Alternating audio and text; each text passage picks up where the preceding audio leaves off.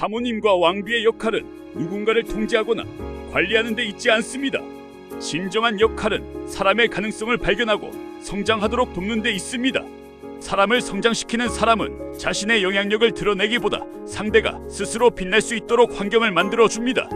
이러한 관점에서 왕비학은 권력이 아니라 성장의 학문이며 관계를 통해 사람을 성숙하게 만드는 리더십을 연구하는 과정입니다.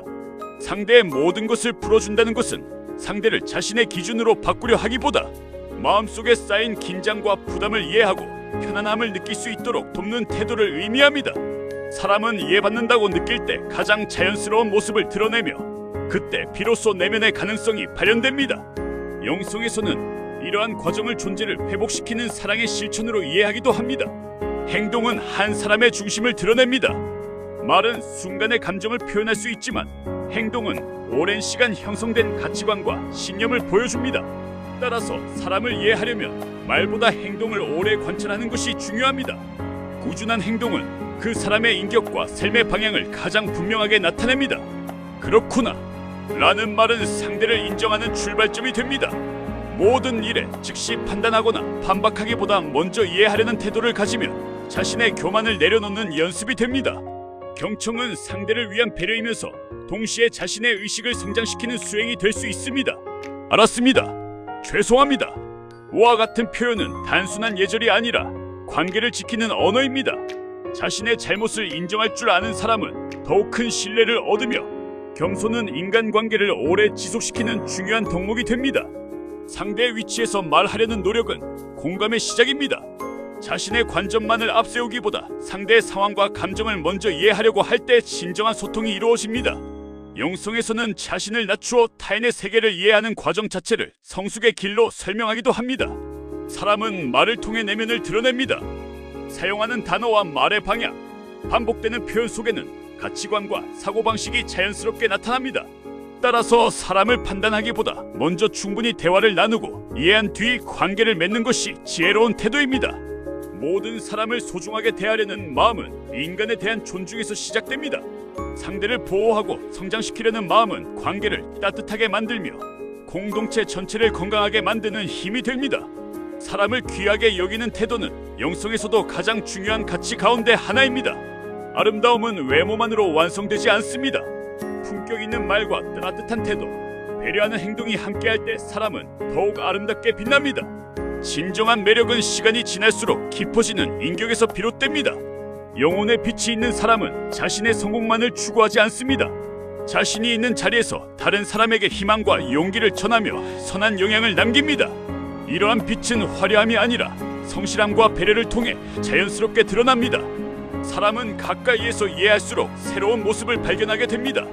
첫인상보다 함께하는 시간이 늘어날수록 진심과 인격이 드러나며 깊은 관계는 이러한 이해 위에서 만들어집니다. 사람은 보는 것보다 듣는 것을 통해 더욱 깊이 이해됩니다. 외적인 모습은 순간을 보여주지만 말과 생각은 그 사람의 삶과 철학을 보여줍니다. 경청은 사람을 존중하는 가장 깊은 방법 가운데 하나입니다. 미래를 향한 대화는 사람을 성장시킵니다. 과거의 실수에 머무르기보다 앞으로 어떻게 더 나아질 수 있는지를 함께 이야기할 때 희망이 생깁니다. 좋은 리더는 과거를 심판하기보다 미래를 열어주는 사람입니다. 부족한 점을 이야기할 때에도 존중이 함께해야 합니다. 비난은 사람을 위축시키지만 따뜻한 조언은 성장의 계기가 됩니다. 진실은 사랑과 함께 전해질 때 가장 큰 힘을 가집니다. 삶의 기준은 선함과 지식, 그리고 좋은 방향성 위에 세워질 때 오래 유지됩니다. 사람은 자신이 무엇을 기준으로 삼느냐에 따라 생각과 행동이 달라집니다. 결국 가치관이 인생의 방향을 결정합니다.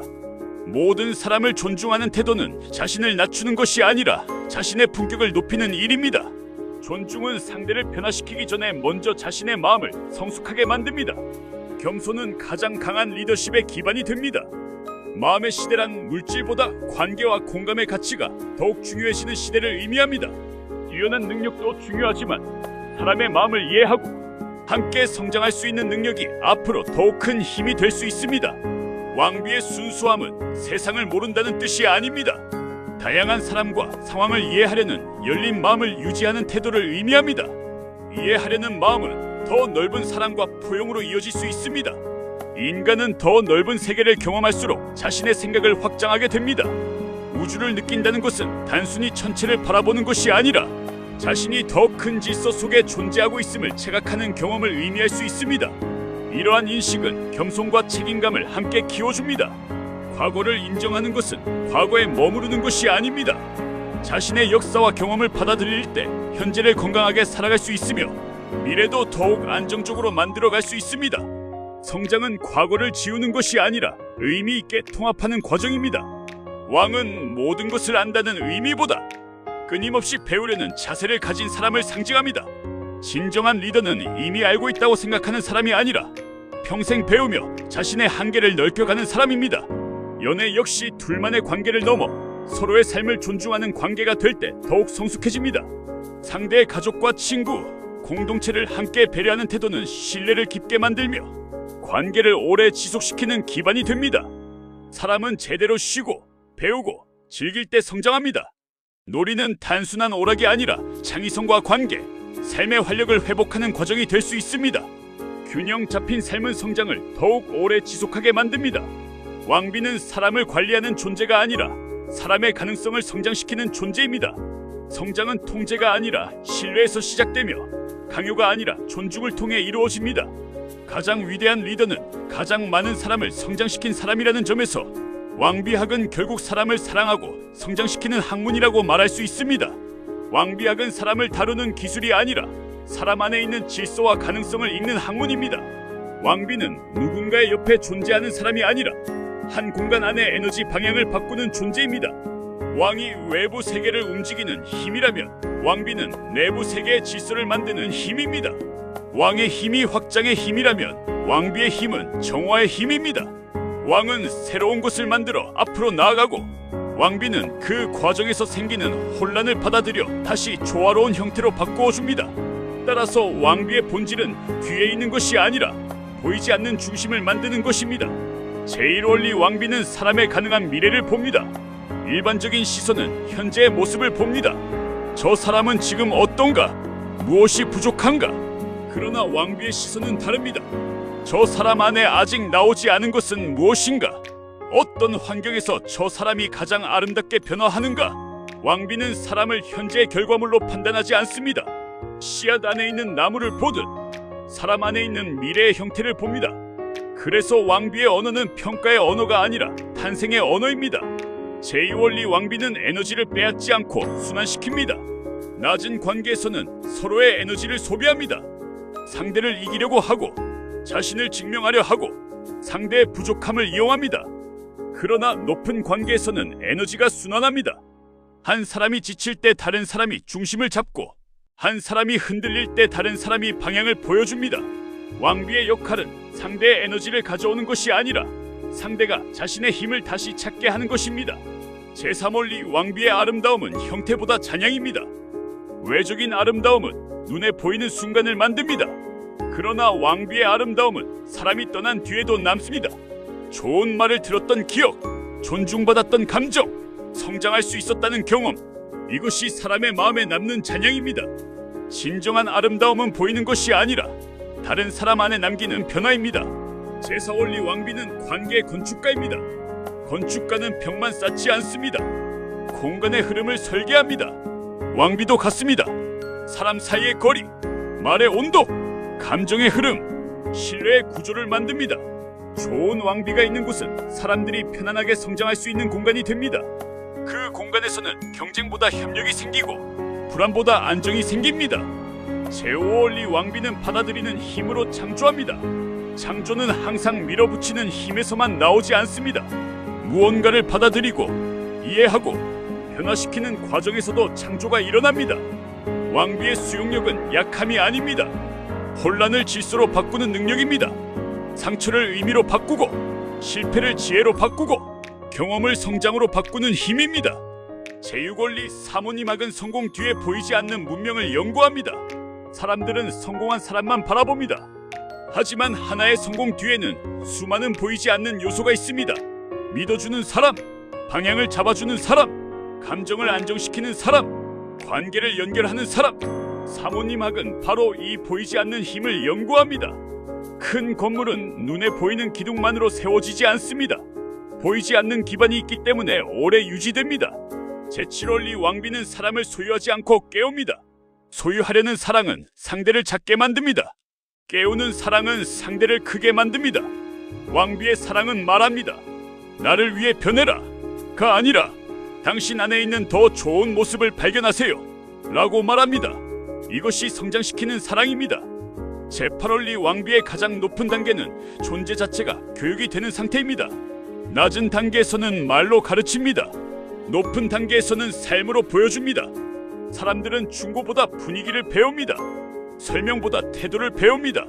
따라서 왕비가 된다는 것은 특별한 행동을 하는 것이 아니라 자신의 존재 자체가 주변 사람에게 좋은 영향을 주는 상태가 되는 것입니다. 왕비학의 최종 정의. 왕비란 가장 아름다운 사람이 아닙니다.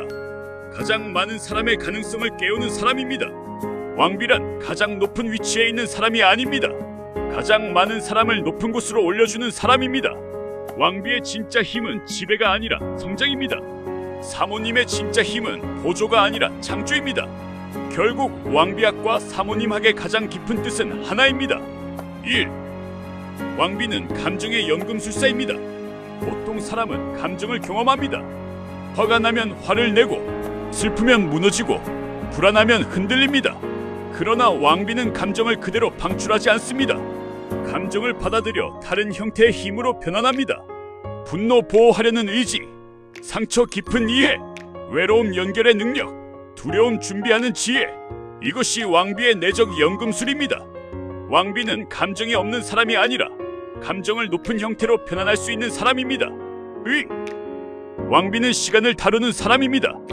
일반적인 사람은 현재의 결과를 봅니다. 하지만 왕비는 시간의 흐름을 봅니다. 오늘의 작은 습관이 미래의 인격을 만들고 오늘의 말 한마디가 미래의 관계를 만듭니다. 왕비는 사람을 현재의 모습으로 판단하지 않습니다. 현재는 하나의 과정이고 미래의 가능성이 아직 완성되지 않았다고 봅니다. 그래서 왕비의 시선은 심판이 아니라 육성입니다. 3. 왕비는 존재의 빈 공간을 채우는 사람이 아닙니다. 낮은 관계에서는 상대의 부족함을 채우려고 합니다. 내가 없으면 안 돼. 하지만 높은 관계에서는 다릅니다. 당신이 당신답게 성장하도록 돕겠습니다. 왕비는 상대의 결핍을 이용하지 않습니다. 오히려 상대가 자신의 힘을 찾도록 도와줍니다. 가장 높은 사랑은 필요한 사람이 되는 것이 아니라 상대가 완전한 자신이 되도록 돕는 것입니다. 4. 왕비의 아름다움은 시선의 방향에서 생깁니다. 사람은 자신이 보는 방향으로 변화합니다. 자신의 부족함만 보는 사람은 부족함이 커집니다. 타인의 가능성을 보는 사람은 가능성을 키웁니다. 왕비의 눈은 판단하는 눈이 아니라 발견하는 눈입니다. 그래서 왕비에게 가까이 있는 사람은 자신 안에 좋은 부분을 발견하게 됩니다. 5. 사모님학은 성공자의 뒤를 지키는 학문이 아닙니다. 사모님학의 본질은 한 사람의 성공을 돕는 것이 아니라 성공이라는 에너지가 파괴적으로 흐르지 않도록 조율하는 것입니다. 큰 힘은 항상 위험성을 가지고 있습니다. 돈은 욕망을 키울 수 있고 권력은 고립을 만들 수 있으며 인기는 자아를 흔들 수 있습니다. 사모님의 역할은 성공을 막는 것이 아니라 성공이 사람을 망가뜨리지 않도록 중심을 잡는 것입니다. 6. 왕비는 왕의 그림자가 아닙니다. 그림자는 빛이 있어야 생깁니다. 그러나 왕비는 그림자가 아니라 빛의 방향을 조절하는 프리즘입니다. 같은 빛도 어떤 구조를 통과하느냐에 따라 다른 색이 됩니다. 왕이라는 에너지가 세상을 향해 나아갈 때 왕비는 그 힘이 사람을 살리는 방향으로 흐르게 합니다. 7. 왕비의 최종 단계는 자신을 없애는 것입니다. 아이러니하게도 가장 높은 존재감은 자신을 과시하지 않을 때 나타납니다. 좋은 음악은 연주자를 잊게 만들고 음악 자체에 집중하게 합니다.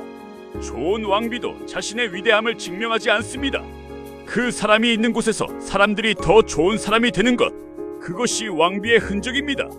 왕비학의 궁극 공식. 왕비의 아름다움, 지혜, 감정, 변환력, 관계, 조율력, 미래를 보는 눈.